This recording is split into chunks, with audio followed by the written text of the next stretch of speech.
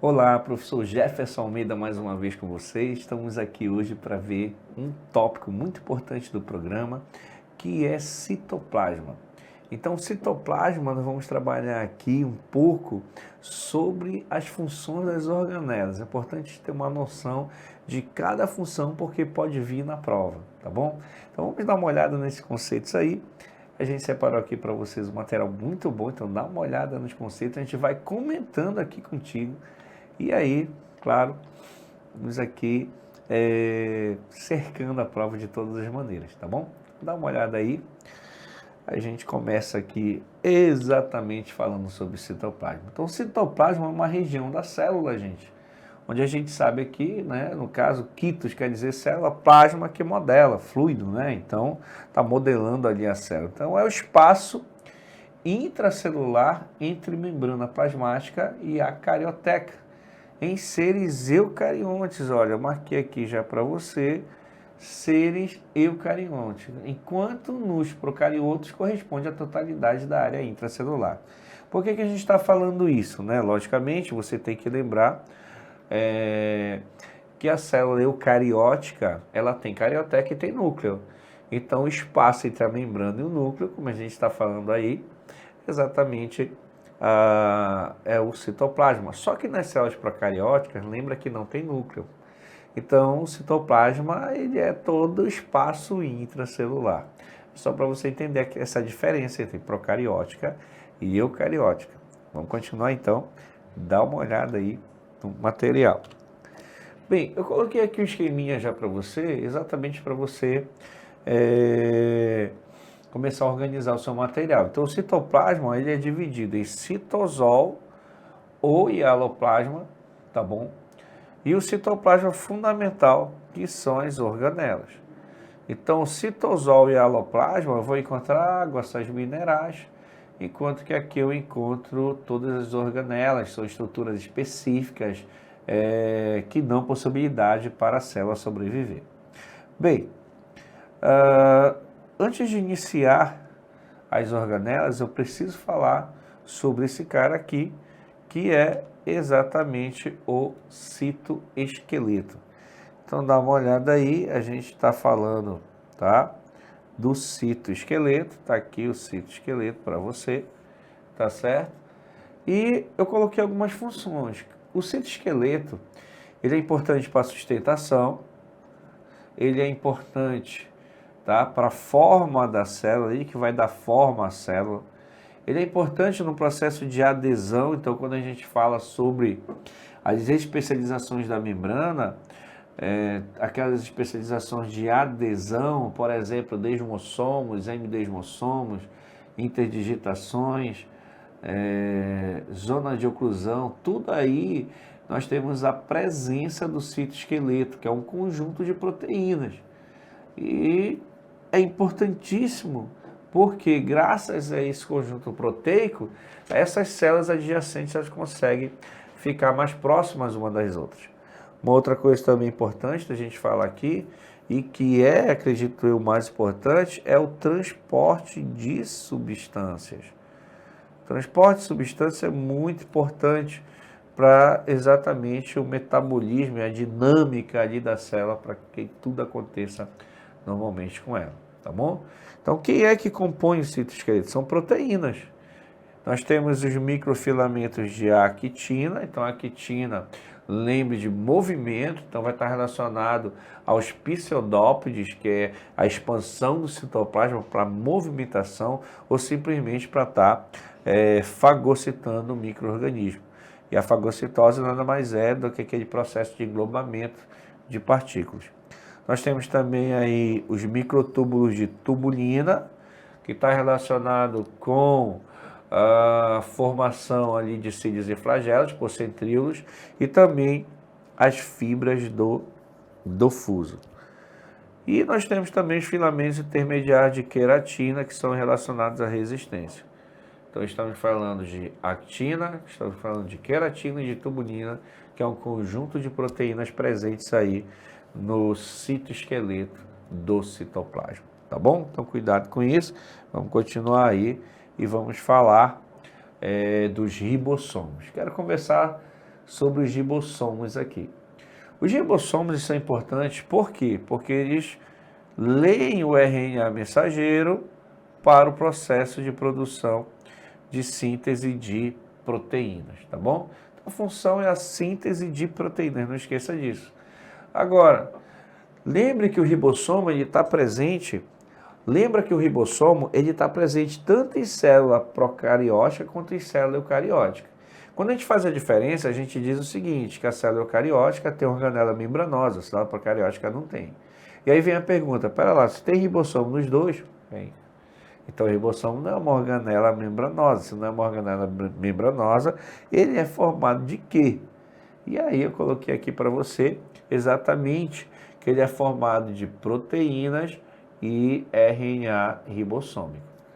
O RNA ribossômico ele é produzido lá no nucleolo, lembra disso? Então, nucleolo, tá? Então, o nucleolo, tá certo? Vou colocar bem aqui para ti, para você entender, tá? O nucleolo, então vou colocar aqui para ti, o nucleolo,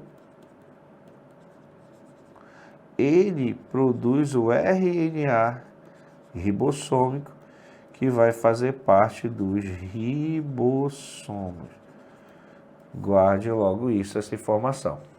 E aí a gente percebe aqui, olha, que existe duas subunidades dos ribossomos. Então a gente tem uma subunidade maior e uma subunidade menor, onde ocorre a leitura do RNA mensageiro. E ele também tem uma unidade de medida chamada de Swedberg. Muito importante a gente falar nisso, exatamente por causa da teoria da endossimbiose, tá? Então, cuidado com isso. A gente tem aí a Swedberg, que a gente representa pelo S. Então, o procarionte tem um ribossomo 70S, enquanto que o eucarionte 80S. E o que acontece? A teoria da endossimbiose, ela diz que mitocôndrias e cloroplastos, está aqui, ó, mitocôndrias e cloroplastos, eram seres procariontes primitivos. Como é que a gente sabe disso?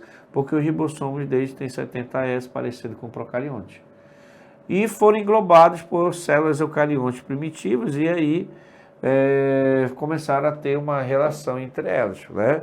Então, por exemplo, a mitocôndria começou a fazer respiração, o cloroplasto começou a fazer fotossíntese, então você está fazendo bem para que eliminar, não é verdade? Passaram a ter essa relação aí entre eles, tá bom? De endossimbiose. Bem, aqui é a primeira organela, uma segunda organela aqui que nós vamos trabalhar, o retículo endoplasmático rugoso, pode ser chamado de granuloso ou ergastoplasma. E por que ele tem esse nome? Exatamente por conta da síntese de proteínas. Nós temos aí a síntese de proteínas. Ele é rugoso ou granuloso porque ele apresenta ribossomos. E se ele apresenta ribossomos, ele vai ter a função dos ribossomos, que é a síntese de proteínas. Mas nesse caso, é a síntese de proteínas para exportação. Tá bom? Ele faz transporte, né? E está presente principalmente em células secretoras. Então, cuidado com isso aí. É o RE. E o REL? Qual é a diferença do rugoso para o NIS? A diferença é que o rugoso tem ribossomo e o NIS não tem. Simples assim. Aí diz assim, bem, se não tem, não faz síntese de proteína. Ok. Então, o que ele faz? Bem, duas coisas, tá? Ele faz a síntese de lipídios, principalmente esteróides, e aí a gente vai estar falando, né, do colesterol, a gente está falando aqui dos hormônios esteroides, o masculino, que é a testosterona, e os femininos, que são estrógeno e progesterona. Por isso que as células das gônadas são ricas em REL. Mas ele também faz a desintoxicação celular ou detoxificação celular.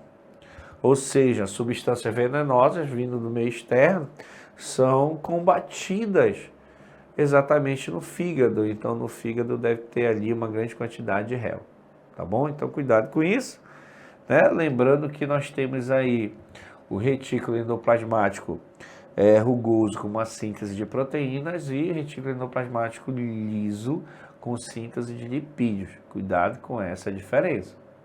Bem, continuando, dá uma olhada aí, nós temos o núcleo mostrando para você a carioteca, o retículo endoplasmático rugoso e o retículo endoplasmático liso, tá bom? Cuidado com isso. Passando aí, nós vamos ter a terceira organela, que é o complexo golgiense. Olha, o complexo golgiense, ele tem várias funções. Ele é conhecido principalmente por secreção, mas são as outras funções que quando caem é complicado, não para você que está aqui conosco. Então dá uma olhada nas funções do complexo golgiense. Olha, secreção todo mundo sabe, então já sabe que ele vai fazer ali uma secreção celular, ou seja, ele armazena, ele empacota e ele secreta substâncias, tá certo? Complexo golgiense ali um conjunto de lamelas chamadas de dictiotos, tá? E aí o que acontece? Vamos lá então. Quais são as outras funções importantes? Primeiro, a formação do acrossomo. Então, o acrossomo, para quem não sabe, no processo de formação, tá bem aqui, ó, no processo de formação do espermatozoide, a espermátide ela passa por um processo de diferenciação, onde a gente forma aqui depois o espermatozoide. Percebe que aqui ele tem uma estrutura chamada de acrossomo, rico em enzimas, para exatamente facilitar a fecundação desse cara no gameta feminino, tá bom? Então, formação do acrossoma, mostrando para você. A outra é a formação dos lisossomos. Então, cuidado, formação dos lisossomos aí, tá? Lisossomos, eles têm essa relação super importante. O retículo endoplasmático rugoso produz enzimas, proteínas que vão para o complexo golgiense e que vão para os lisossomos. Dá uma olhada aí nessa relação, tá? Então, a formação dos lisossomos é outro tópico aqui importante para a gente. Agora, a formação da lamela média em células vegetais. A lamela média é aquela primeira membrana, então libera ali o complexo golgiense, pectina e fragmoplasto. Então, estamos mostrando aqui uma imagem do complexo golgiense. Eu quero que você entenda que o complexo golgiense, a face dele voltada para a membrana, eu chamo de face trans, e a face voltada para o retículo endoplasmático rugoso, eu chamo de face cis. E claro, está mostrando a lamela média aí, ó, mostrando para você, né, na telófase, vesículas do complexo de Golgi, repletas de pectinas, cálcio e magnésio, acumulam-se na região central, se fundem, originando exatamente o fragmoplasto. Pois que ele é originado, tá, vai formando ali a parede celular. Então, cuidado com essas três funções aí importantíssimas sobre o complexo golgiense. Então, além da secreção, formação da acrossoma, formação da lamela média, formação do lisossomo. Beleza? Vamos continuar? Dá uma olhada aí, vamos continuar então falando agora do lisossomo. Os lisossomos, a função deles é a digestão intracelular, tá? Digestão intracelular. E aí o que é que acontece? Os lisossomos são formados no complexo golgiense, são bolsas ricas em enzimas. Para quê? Porque se a substância vem de fora, o lisossomo ele acaba digerindo, chama de heterofagia. Se for uma substância líquida, a gente chama de pinocitose. Se for uma substância sólida, a gente chama de fagocitose. E nesse caso é o transporte ativo, tá bom? Não esqueça disso, transporte ativo. E aí, se for uma partícula de dentro, aí a gente chama de autofagia. pode ser uma organela envelhecida, por exemplo. E aí, o lisossomo sozinho eu chamo de lisossomo primário. Quando ele está fazendo a digestão, é o secundário. Pode ser um vacúolo digestivo, se for uma heterofagia, ou um vacúolo autofágico, se for uma autofagia. Nós temos, por exemplo, aí a cauda do girino, né? A regressão da cauda do girino por autólise, ação dos lisossomos, ok? É um exemplo. E no caso a gente pode falar também, né? No caso de vários processos que acontecem, até mesmo, né? Nos pulmões ali sobre isso. Uma outra organela é os peroxissomos. Os peroxissomos, eles também fazem a desintoxicação ou detoxificação, né? A gente usa aqui o termo que pode vir em prova, essa desintoxicação é a mesma coisa que detoxificação,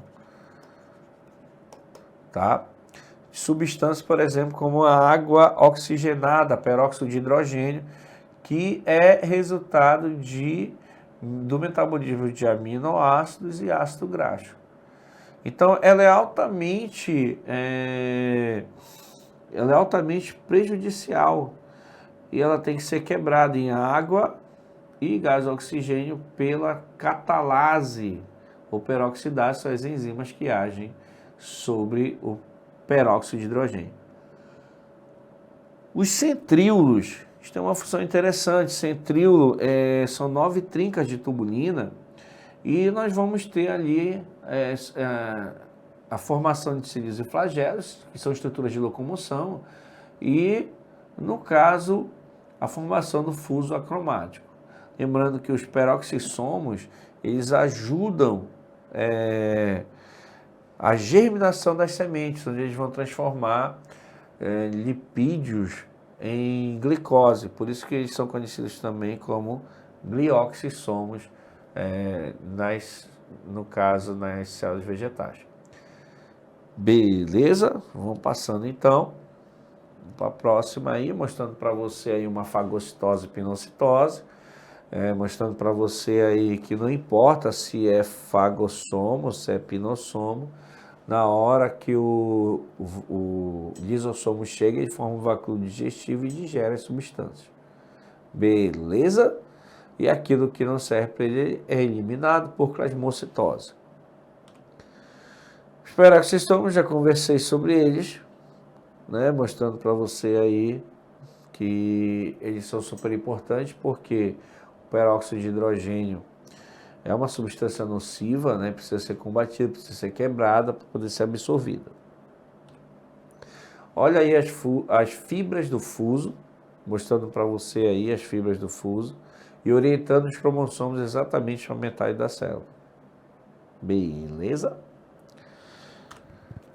E aí a gente chega em organelas super importantes. É importante você se ligar nisso, porque a mitocôndria, ela praticamente das organelas, ela é a atriz principal desse filme aí. Então preste atenção, vamos falar da estrutura de algumas reações que acontecem na mitocôndria, hein? Na mitocôndria, nossa casa de força, né? Em relação à produção de energia, dá uma olhada aí.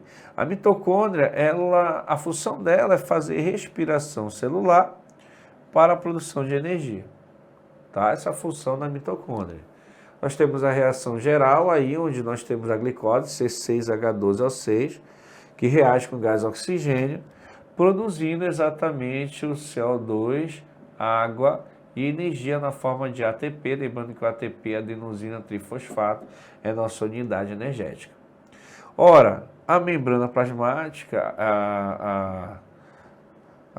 a membrana da mitocôndria, na verdade não é só uma membrana, são duas. Eu tenho aí a membrana externa e eu tenho a membrana interna. Só que a membrana interna, ela vai fazer essas ondas aqui, certo? Que são as cristas mitocondriais. E dentro eu tenho um líquido chamado de matriz mitocondrial. Na verdade, o que está acontecendo? A respiração celular, ela tem 3 fases. Então, a respiração celular ela tem 3 fases. Ela tem a glicólise, ela tem o ciclo de Krebs, ela tem a cadeia respiratória.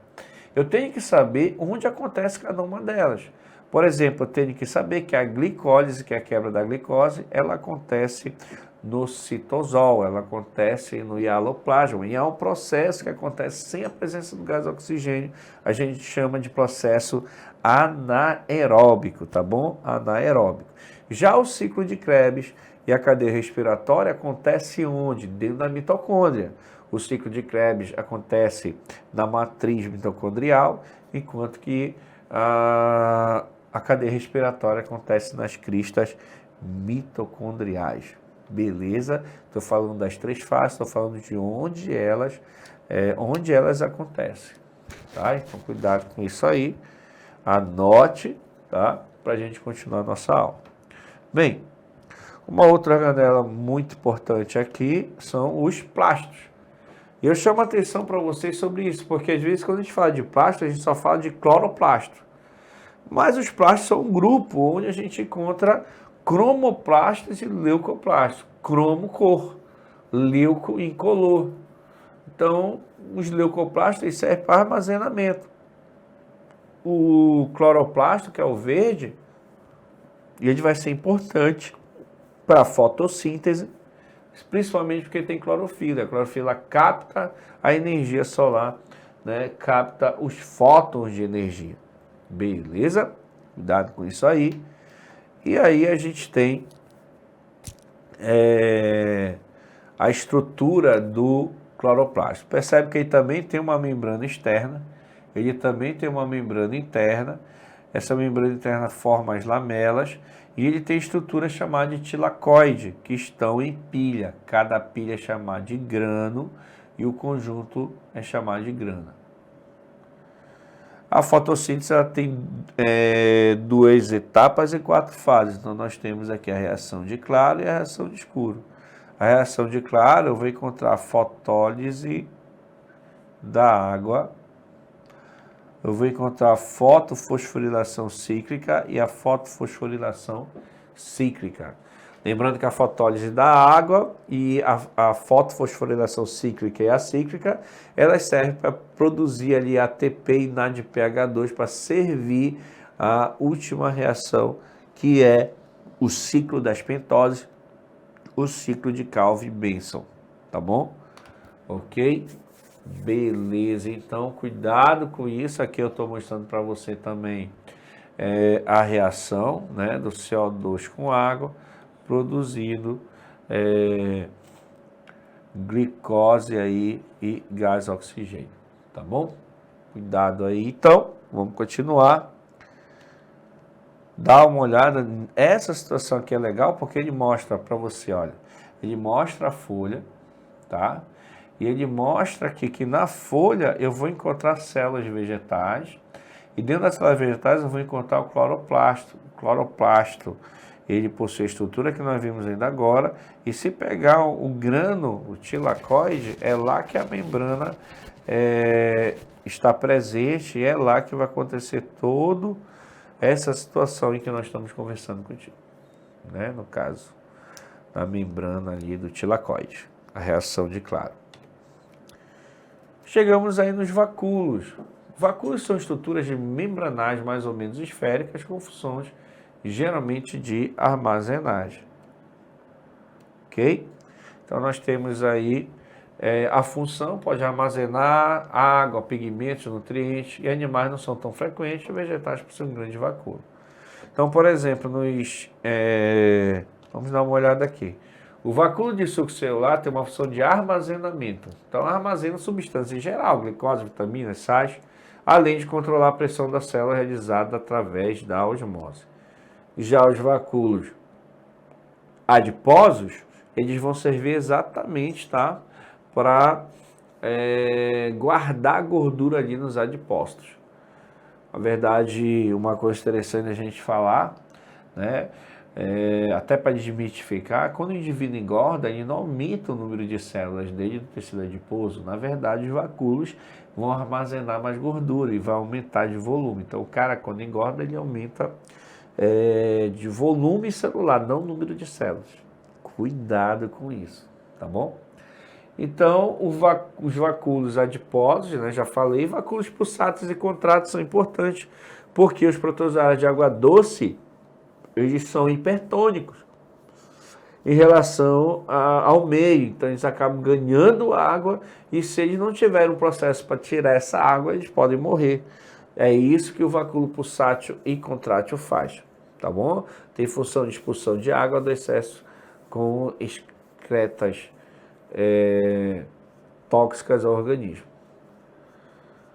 E muito presente em protistas de água doce. Mas eu quero chamar a atenção aqui para vocês sobre o vacúolo, né, e mostrar o seguinte, ó, o vacúolo, ele tem uma membrana chamada de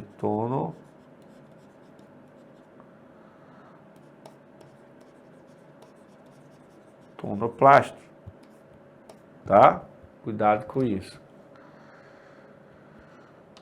E aí, mostrando para você aí o vacúolo, né? Então, mostrando para ti aqui, a célula vegetal tem um grande vacúolo de suco celular.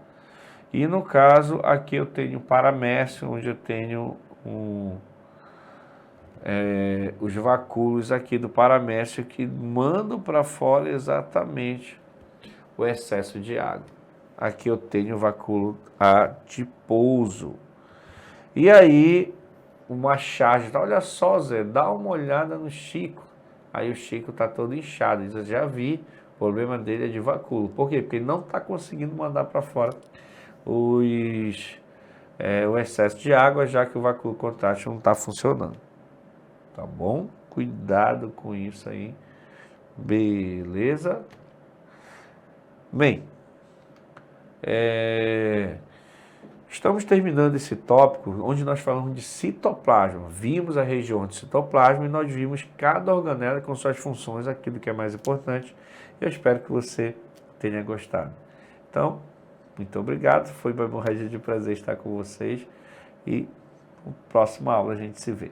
Valeu!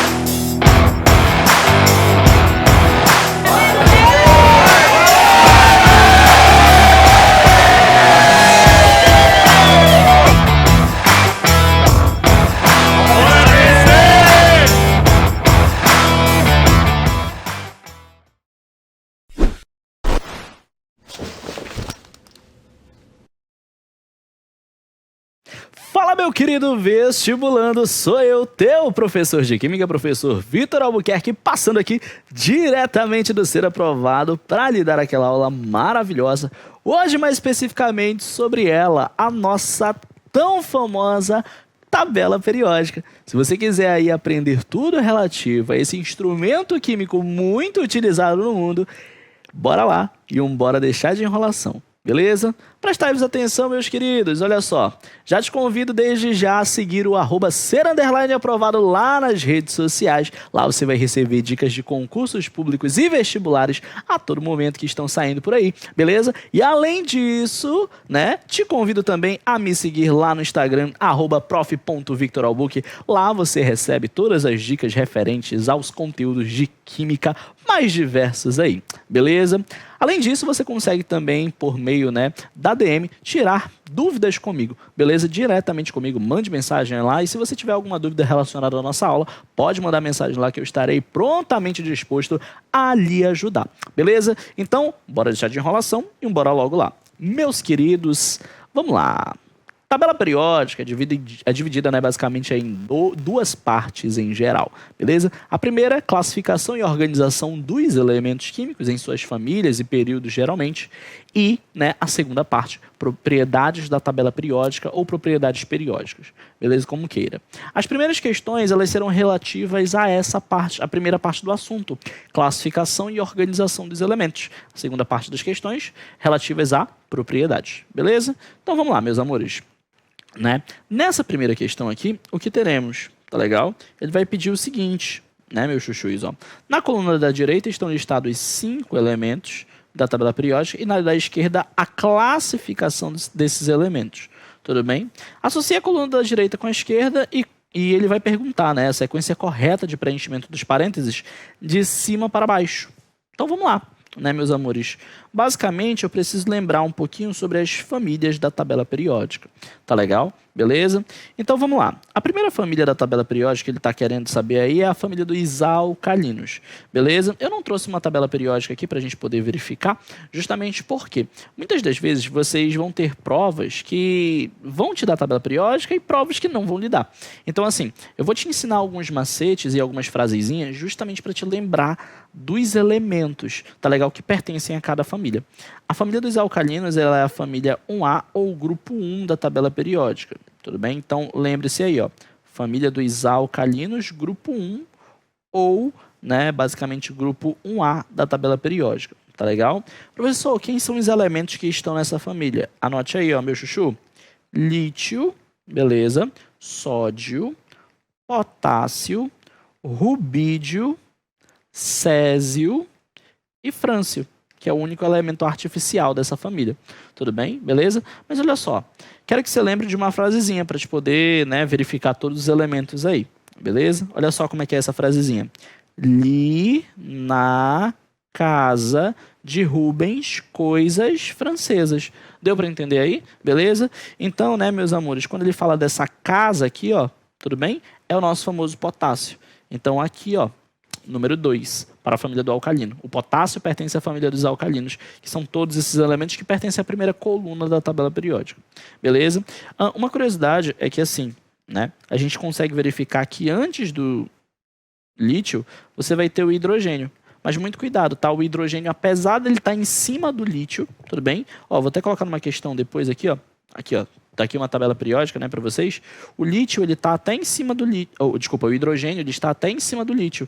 Tudo bem? Só que ele não faz parte da primeira família, ele não faz parte do grupo 1. Ele não faz parte de nenhuma família. Eu costumo até brincar, né? Que basicamente o hidrogênio, ele é o nosso famoso Batman da tabela periódica. Se você parar para prestar atenção, né? Beleza? O hidrogênio, ele é sem família e sem classificação. Lembre-se disso. Tudo bem? Brincadeiras à parte, tá legal? Vamos lá, bora falar um pouquinho sobre a nossa outra família, que é a família de quem? Dos halogênios. Tá, beleza? Então é o seguinte, né? Família dos halogênios, meus chuchus, é a família 7A, ou também como é conhecida, grupo 17 da tabela periódica. Beleza? Então anote aí, ó. São os halogênios, ou também conhecidos como haletos, tá? Beleza? Então lembre-se disso, ó. Família 17 ou família 7A da tabela. Halogênios ou haletos. Tudo bem? Meus amores, quem são, né, esses elementos? Vamos lá, anote aí. Tudo bem? Vamos lá, flúor, cloro, bromo e iodo. São os elementos mais importantes dessa família. Ah, professor, tem o astato depois do iodo. É verdade, mas ele é um elemento, né, basicamente aí, artificial, então a gente não comenta sobre ele. O frâncio é importante a gente comentar por conta de algumas propriedades do frâncio depois, beleza? Mas enfim, chuchus, olha só, né? Para você lembrar disso daí, alô, galera do Flamengo, lembre-se, Flamengo, clube brasileiro invicto, tudo bem? Então, se você não for torcedor do Flamengo, coloca, sei lá, Fast, beleza? Coloca Fluminense, tudo bem? Então, coloca uns times assim, nada a ver, que aí tu vai conseguir memorizar de boas. Deu pra te entender aí? Então, tranquilo, tá? Vamos lá, meus amores, prestai atenção. Então, aqui, ó, o bromo, né? Beleza? É um elemento da família dos halogênios. Tá legal? Vamos lá. Próxima família é a família de quem? Dos nossos alcalinos terrosos. Olha que incrível. Família 2A ou grupo 2 aí da tabela periódica. Tudo bem? Beleza? Então, esses daqui são os colões da tabela, né? São os alcalinos terrosos. Tudo bem? Eles ficam do ladinho dos alcalinos, tá? Beleza? Então, lembre-se disso. Vamos lá, meus amores. Quem são os elementos dessa família, né, que você precisa lembrar? Berílio, magnésio, tudo bem? Cálcio, estrôncio, bário e rádio. Todos eles são muito importantes para a gente, tá legal? De boas? Então, para você lembrar dessa família aí, de todos os elementos dessa família, você vai lembrar dessa frase, ó. Bela Magrela casou com o senhor barão. Vai. Bela Magrela casou com o senhor barão. Tudo bem? Beleza? Então, lembre-se disso que é sucesso. Então, vamos lá. Quem vai ser o elemento que é alcalino terroso? O magnésio. Tudo bem? Magnésio pertence a essa família. Então, 2, 4, 1. Já deu pra gente matar? Já, né? Beleza? Resposta letra B de biridim. E aqui, né, meus chuchus, o terceiro elemento, que é o elemento de transição, é um paládio. Tudo bem? Ele é um metal de transição, tá? Ele fica no meião da tabela periódica. Ele não tem uma família, não tem uma nomenclatura da família dele muito bem definida. E o xenônio, que foi o cara que sobrou aqui, ele é da última família da tabela periódica, que é a família 8A ou grupo 18. Tudo bem? Ele é um gás nobre. Lembre-se disso, tá, chuchu? Beleza? Então vamos lá. Bate aquele print maroto, dou-lhe uma, dou-lhe duas, dou-lhe três. E agora, vem comigo para a nossa próxima questão, beleza? Questão de número 2 aí, tá legal? Lembre-se, esse tipo de questão aqui, ele é um tipo de questão em que a gente vai falar sobre a classificação da família dos elementos, tudo bem? Eu não vou nem precisar fazer distribuição eletrônica aqui com vocês, porque ele dá a tabela periódica, tudo bem? Mas olha só uma dica para vocês, tá legal? A tabela periódica ela é dividida em 4 grandes blocos, tudo bem? Ó, né? Família 1 e família 2 no primeiro bloco, terceiro bloco da família 3 até a família 12, beleza? Ó, da 3 até a 12. Da família 13 até a família 18 é um outro bloco. E esse bloco final aqui da tabela periódica, que é a série dos lantanídeos e dos actinídeos. Tudo bem? Uma dica que eu dou para vocês. Todos os elementos dessas duas primeiras fileiras, eles terminam sua distribuição eletrônica em S. Tudo bem? Todos os elementos do meião da tabela periódica terminam sua distribuição eletrônica em D. Todos os elementos da família 13 até a família 18 terminam sua distribuição eletrônica em P de pato. Tudo bem? E a série dos lantanídeos e dos actinídeos termina sua distribuição eletrônica em F de feijão. Tudo bem? Deu para entender aí? Então são 4 grandes grupos da tabela periódica. Tá legal? Se você parar para prestar atenção, tem até uma sequência bem determinada. Ó. Os elementos da família 1 terminam em S1. Elementos da família 2, S2. Professor, elementos da família 13 em diante. Termina em P1, P2, P3, P4, P5, P6. Aqui a única exceção da última família, tá? É o hélio. Tudo bem? O hélio é o único elemento dessa família que não termina em P6. A sua distribuição eletrônica é 1s2. Tá? Porque ele só tem a primeira camada. E na primeira camada não tem um subnível P. Tá bom? Beleza? Ele termina em 1s2. É a única exceção dessa família aqui, que é a família dos gases nobres, tá? Beleza? Mas todo mundo, neônio, argônio, criptônio, xenônio, ranônio e o organessônio, todos eles terminam aí, né, meus amores, em P6, tá? Só o hélio que não. Beleza? Mas olha só, né, meus amores, o que a gente pode verificar aqui? Ele pede o seguinte, ó, uma distribuição eletrônica possível para determinar um elemento X que pertence à mesma família do elemento bromo. Então vamos lá. O bromo pertence à família 7A ou grupo 17. Então a distribuição eletrônica dele tem que terminar em P5. Então, dentre essas 5 possibilidades de elementos, quem é, né, o carinha que vai ser da mesma família do bromo? Aquele que terminar em P5. Quem é o cara que termina em P5 aqui, ó? Se você for parar para prestar atenção, é na letra A. É o único. Esse daqui termina em P1. Ele é de qual família? Se ele termina em P1, ele é da família do boro. Tudo bem? Ele não é da família Ele é da família do boro. Ele não é da família do bromo. Tá? Beleza? Então ele é da família do boro, que é a família 13. Professor, terminou em P2. Terminou em P2. Aqui, ó. Esse carinha, ele é da família de quem? Do carbono. Tá legal? Então, lembre-se disso. Professor, terminou em S1. Se terminou em S1, tu já sabe que ele é o quê? Alcalino. Ele é dessa galera aqui, ó. Beleza? Professor, terminou em D5. Cara, D5, vamos lá. Como é que a gente verifica o D, né? O D é aqui, ó. os elementos de transição. D1, D2, D3, D4, D5. Tudo bem? É basicamente do grupo 7 da tabela periódica. Beleza? Lembra, esses elementos de transição eles não têm nome, tá? De boas, eles não têm nome da sua família. Então aqui, ó, vai ser grupo 7. Tudo bem? Beleza? Grupo 7 da tabela, tá? Eles não têm nome. Beleza? A família deles não tem nome. Essa família desses elementos de transição não tem um nome específico, que nem a família dos elementos representativos. Tá beleza? Então, lembre-se disso, meu chuchu. Vai lá. Dou-lhe uma, dou-lhe duas, dou-lhe três. Tira print. Tchan, tchan, tchan, tchan, tchan, tchan, tchan, tchan. Vamos para a próxima questão. O que teremos aí na nossa próxima questão? Uma questão de número 3, né? Uma questão de classificação dos elementos e utilização dos elementos. Beleza? Então vamos lá, né, bebês? Foque em mim junto com a questão, beleza? Foque em mim do português, não do inglês, por favor, tá? Olha só, o que teremos aqui? Um elemento químico cuja distribuição eletrônica é 1s2, 2s2, 2p6, 3s2 e 3p1. Se ele terminou em p1, né, meus amores, ó, dá uma voltadinha aqui na tabela periódica. Se ele terminou em p1, ele é daqui, ó. Tudo bem? Dessa família, que é a família do boro, tá? Beleza? Mas enfim, vamos lá. Ele está presente. Ele está presente, né, em diversos utensílios domésticos aí. Falou de utensílios domésticos, tem um elemento da família do boro que participa muito desses carinhas, que é o nosso famoso alumínio. Tudo bem? O alumínio está sempre, né, em instrumentos de cozinha e tudo mais, beleza? Mas enfim, vamos lá. Ele encontra-se, né, basicamente aí em utensílios domésticos, e ele vai perguntar, ó, sobre esse elemento químico são feitas as afirmações a seguir. Vamos lá. A gente vai ter que julgar se as afirmações são verdadeiras ou falsas, tudo bem? E dizer quais são as corretas, é basicamente isso. Então vamos lá, meus amores, olha só. Encontra-se no terceiro período da tabela periódica. Sim, beleza? Quando eu digo que, por exemplo, né, esse elemento ele termina em 3p1, o que isso significa? Esse 3 aqui, meus amores, ele indica o período da tabela. Tudo bem?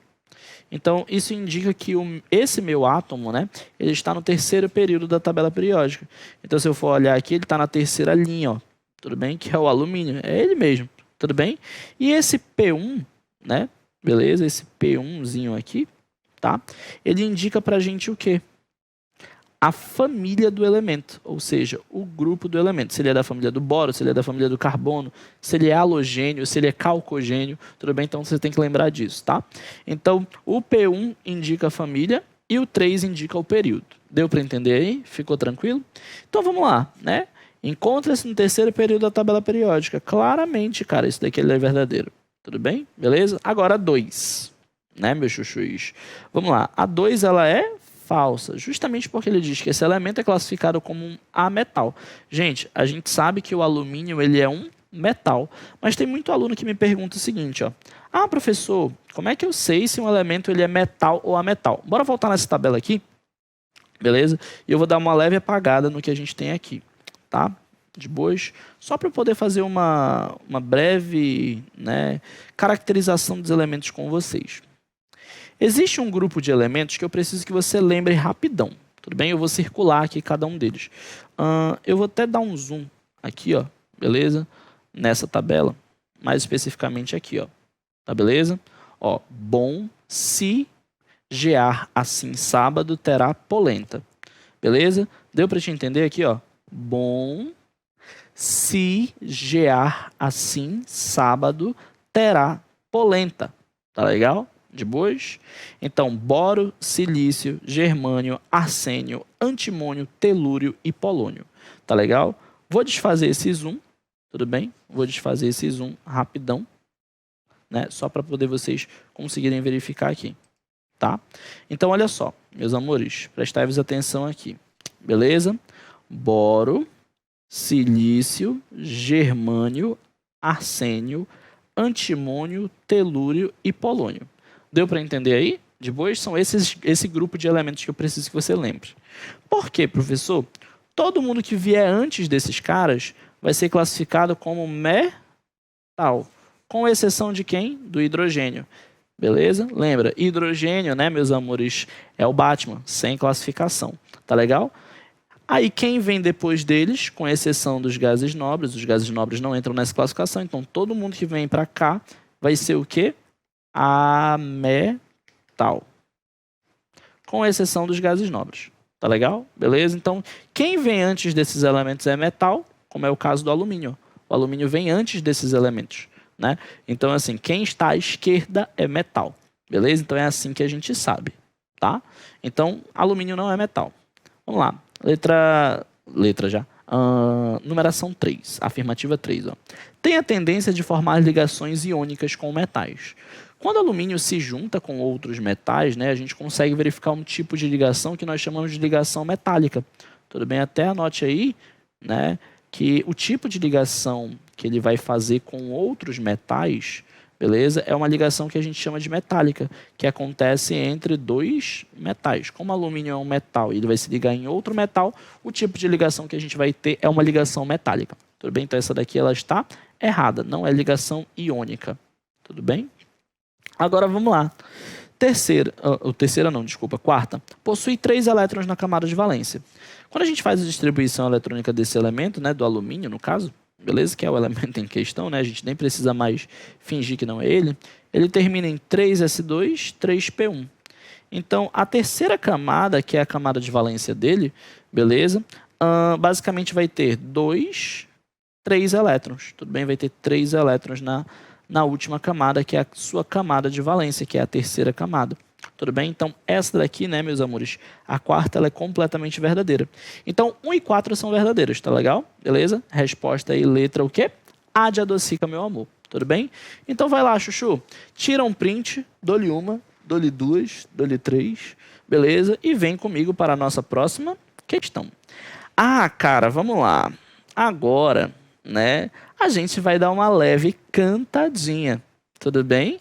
Dá uma olhada nessa questão maravilhosa aí, beleza? Uma questão sobre propriedades da tabela periódica. Tudo bem? De boas? Se você parar para prestar atenção, a gente vai ter aí, ó, algumas propriedades que a gente precisa lembrar, tá? Vou até colocar aqui para ti essas propriedades. Tudo bem? Então anote aí no seu caderninho, no seu post-it, beleza? E eu sei que você vai lembrar de mim cantando sobre essas propriedades da tabela, tá? Da tabela periódica, beleza? Essas propriedades da tabela periódica, elas vêm basicamente, né, por conta do seguinte, tá, meus amores? Elas vêm por conta da localização dos elementos na tabela, tá? Então, imaginemos que nós temos aqui, ó, 2 tabelas. Tudo bem? Eu vou fazer as tabelas retangulares mesmo. Elas não são nesse formato, né? A gente sabe que elas têm ali formato, ela tem um formato diferente do retângulo, mas assim, só para fixar na cabeça de vocês, tá? Beleza? Vou pegar aqui, ó, 2 tabelas retangulares. Tudo bem? Beleza? Como se as tabelas fossem retângulos, mas a gente sabe hoje em dia que não é não, tá? Então, olha só. Foque em mim. São 2 grupos de propriedades que vocês precisam lembrar. Beleza? As que fazem o seguinte, as que crescem para cima e para a esquerda, beleza? E as que crescem para baixo e para a direita, beleza? De boas? Para vocês é o contrário, né? Então, as que crescem para cima e vai para a direita, beleza? E as que crescem para baixo e vai para a esquerda, tá legal? As que ficam desse jeitinho. Eu costumo dizer que elas ficam assim, ó, tudo bem? Beleza? Tranquilo? Quando você faz para você, né, vai para basicamente para, né, para direita e vai para cima, tudo bem? De boas, façam com as mãozinhas para poder fechar uma tabelinha assim e aí vai dar, beleza? Para a esquerda e para cima e a outra é para baixo e, né, basicamente para a esquerda, tudo bem? Beleza? Se vocês fizerem para fechar a tabelinha, tá? Olha só, basicamente, né, você vai ter aqui, ó, ENA-EP e o nosso famoso RAEP. É um macete que eu dou para os meus alunos, mas daqui a pouco eu vou cantar. Tudo bem? Professor, o que significa esse EN? É o que a gente chama de eletronegatividade. Capacidade que os elementos têm de fazer o quê? Receber elétrons em uma ligação química. Afinidade eletrônica. capacidade, energia, né, que os meus elementos liberam a receber elétrons dentro de uma ligação química. Potencial de ionização, energia necessária para se retirar o elétron, né, de um elemento químico. Beleza? Agora, raio atômico e eletropositividade. Raio atômico ilustra o tamanho do átomo. Eletropositividade indica, né, a tendência que o meu átomo tem de doar elétrons dentro de uma ligação química. Tudo bem? Então, lembrai-vos dessas 5 propriedades, porque elas são as 5 propriedades principais. E aí a gente vai cantar agora. Tudo bem? Beleza? É uma parodiazinha que eu, professor Vitor, fiz. Tá legal? E aí eu peço que vocês, né, ouçam essa parodiazinha bem legal. Tá legal? Vocês vão ver que eu vou seguir por aqui com vocês. Tá, chuchus? Vou até colocar um laserzinho, só para vocês entenderem o sentido das setas. Lembra? ENA é pi para cima e para direita, RAEP para baixo e para esquerda. Tudo bem? Então, olha só. Essa parodiazinha ela é bem legal. Ela começa assim, ó. Vamos estudar as propriedades periódicas. Negatividade para começar. Vou subir para a direita e para potencializar a ionização atômica, afinidade segue a mesma seta. Vou subir para a direita, então desce e vai para a esquerda que o raio atômico cresce, cresce. Então desce e vai para a esquerda que a positividade cresce, cresce. É só isso a parodiazinha, beleza? Mas tu consegue lembrar, lembra? Então, desce e vai para a esquerda que o raio atômico cresce, cresce. Desce e vai para a esquerda que a positividade cresce, cresce. Pronto. É isso, meus amores. Beleza? Lembra, quem canta passa. Tá legal? Beleza? É uma forma lúdica de vocês lembrarem, né, essas coisinhas na hora da prova. Tá bom? Então, assim, tentem memorizar essa musiquinha. Ouçam ela várias vezes, que aí vocês vão conseguir da melhor maneira. Tá? Então, vamos lá. 4. A representação a seguir corresponde à parte superior da tabela periódica, na qual as letras não correspondem aos verdadeiros símbolos dos elementos.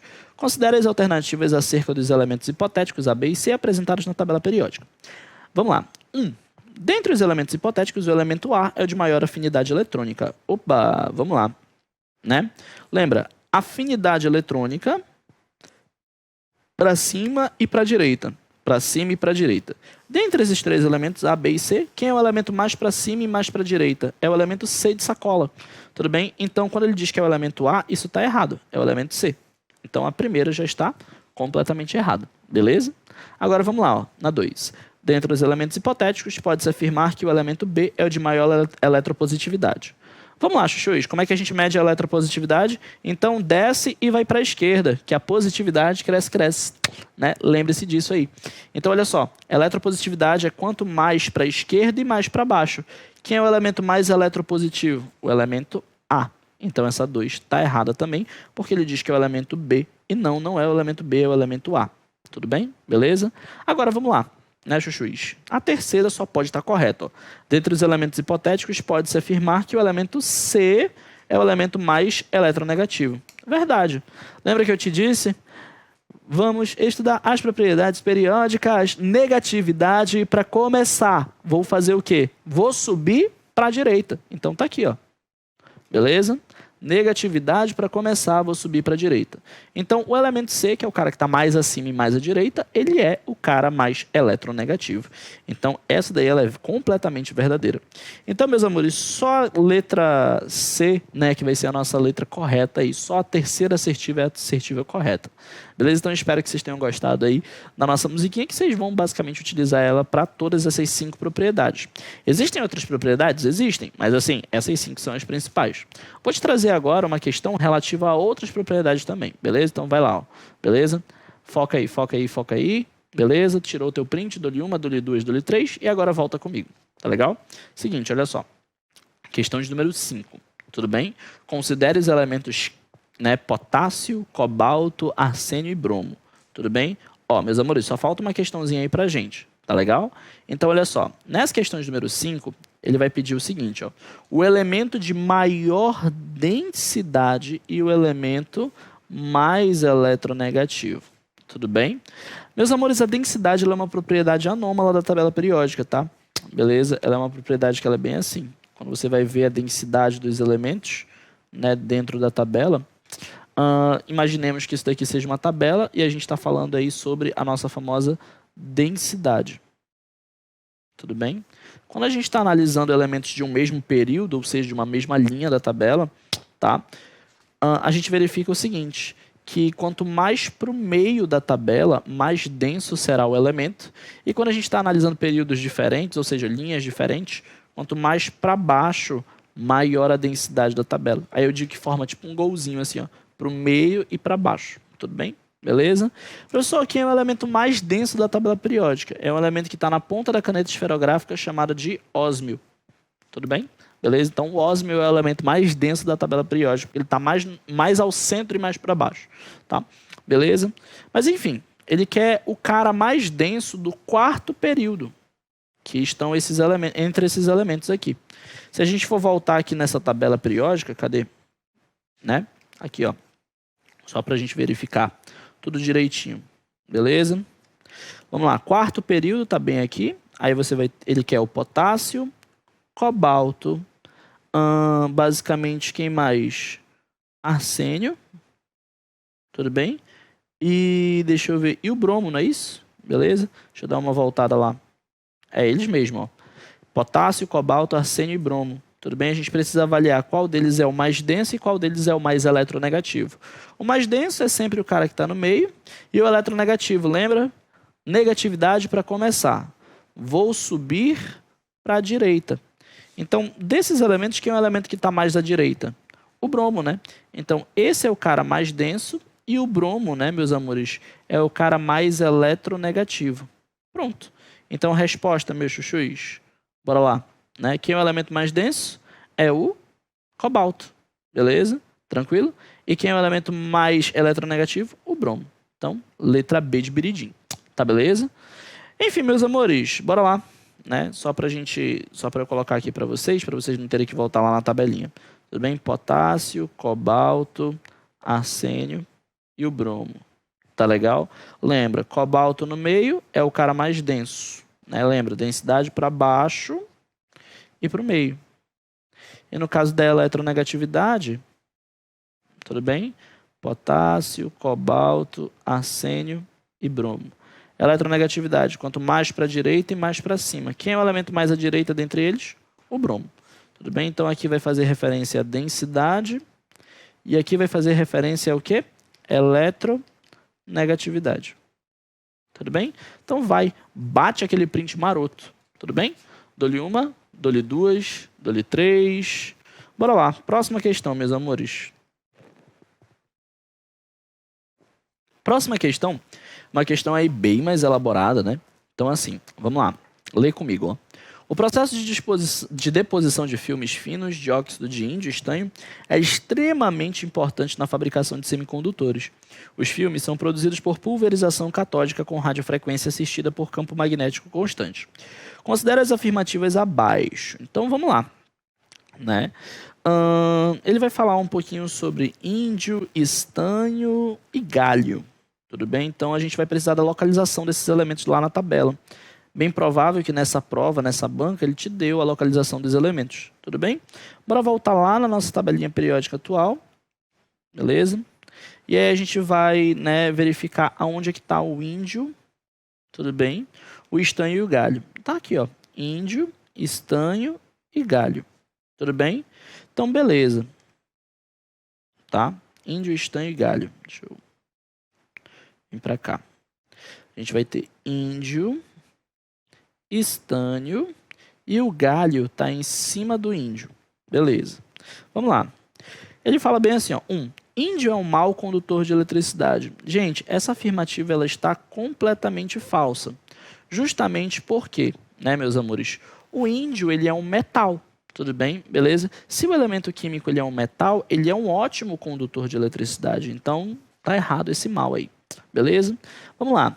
2. O raio atômico do índio é maior que o do estanho. Lembra como é que a gente mede o raio atômico? Então, desce e vai para a esquerda, que o raio atômico cresce, cresce. Quando eu estou avaliando aí índio e estanho, qual dos elementos está mais à esquerda? Beleza? É o índio. Então, o índio tem um raio atômico maior que o do estanho. Cara, verdadeiríssima essa 2 aí. Tudo bem? Verdadeiríssima. Então, aonde tem um, a gente pode desconsiderar. beleza? E onde tem 2 a gente pode considerar certo. Então já não pode ser a letra D e a letra E, e já não pode ser a letra A também, justamente porque nem todas estão corretas, a 1 está errada, beleza? Aí vai falar bem assim, ó, a densidade do índio é a menor que do paládio. A gente ainda tem que localizar mais um elemento aqui. Aonde é que está o paládio? Deixa eu dar uma olhadinha.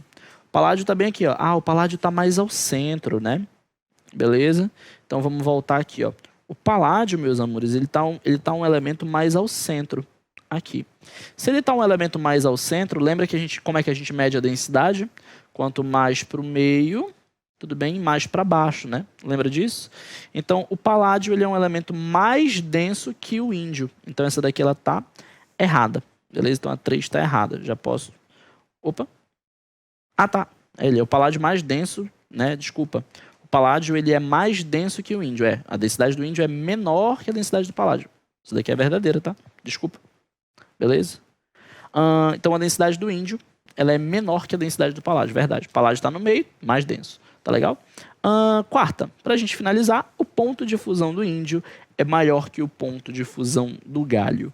Professor, como é que a gente avalia o ponto de fusão? Tudo bem? Ponto de fusão e ponto de ebulição. Tá? Beleza? Muito cuidado. É uma propriedade anômala também da tabela periódica. Beleza? Olha só aqui, ó. Imaginemos que a gente tem uma tabela aqui. Tá? Essa daqui eu vou ter que fazer ela certinha. Tudo bem, ó? Né? A tabelinha ela é bem assim. Tá? Professor, por que você vai ter que fazer ela certinha? Calma. É porque aqui a gente vai ter uma anomalia dentro dessa tabela. Tá? Beleza? Professor, como assim? Imagina que a gente vai separar a família 1 e a família 2 aqui. Tudo bem? No caso da família 1 e da família 2, quanto mais para cima, maior o ponto de fusão e ebulição. No resto da tabela é quanto mais para baixo. Tudo bem? Beleza? E uma dica para vocês é que quem são os elementos que têm maior ponto de fusão e ebulição? São os elementos que estão mais ao centro da tabela. Tudo bem? Professor, quem é o elemento que tem o maior ponto de fusão e o ponto de ebulição da tabela? É o tungstênio. Tudo bem? O tungstênio, meus amores, ele é o cara da tabela em relação ao ponto de fusão e ebulição. É muito difícil de você derreter e evaporar o tungstênio. Então, vamos lá. Né? Aqui, ó, como o índio, né, meus amores, ele está mais para baixo do que o galho, então o ponto de fusão dele é maior do que o do galho. Então, a 4 ela é verdadeira também. Beleza? Então, 2, 3 e 4 aí são as respostas corretas. Beleza, meus amores? Resposta letra C de hora de dar tchau. Tá legal? Então, vai lá. Bate teu print aí. Dou-lhe 1, dou-lhe 2, dou-lhe 3, para a gente poder finalizar a nossa aula de resolução de exercícios, beleza? Espero que vocês tenham gostado dessa aula de tabela periódica, que é uma aula extremamente importante aí para você, meu querido vestibulando, aí dentro das provas de vestibulares. Lembre-se, tabela periódica, assunto base para uma série de coisas, tá legal? Então, por favor, não deixa de seguir a gente lá nas redes sociais, @ser_aprovado, lá você recebe dicas de concursos e vestibulares dos mais diversos e variados que acontecem pelo nosso Brasilzão. E além disso, né, meus amores, por favor, me segue lá nas redes sociais, @prof.victoralbuque, para receber dicas de química com o pai dela. Beleza? Então vejo vocês na nossa próxima aula e até mais. É nóis!